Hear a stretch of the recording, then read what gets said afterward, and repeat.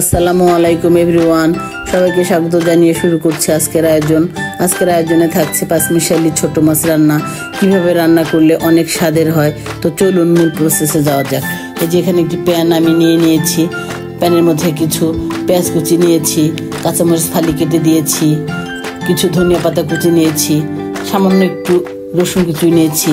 তারপরে এই যে ধনিয়ার গুঁড়ি, জিরার গুঁড়ি, লবণ, হলুদের গুঁড়ি আমি দিয়ে দিলাম। রান্নার এগুলো তেল দিয়ে দিলাম। এখন আমি কচলে সুন্দর করে এগুলি সব মেখে নিচ্ছি।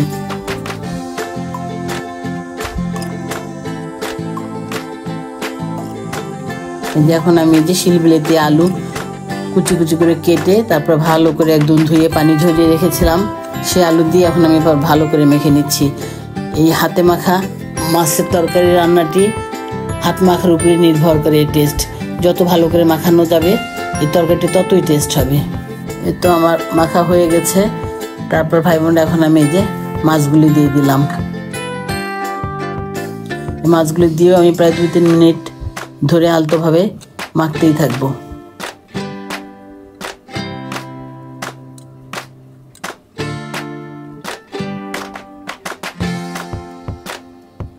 এই তো আমার মাছ দিয়ে আলু দিয়ে মাখানো কমপ্লিট হয়ে গেল। এখন আমি হাত ধুয়ে পানি দিয়ে এই যে মাছের প্যানটি চুলায় বসিয়ে দিলাম।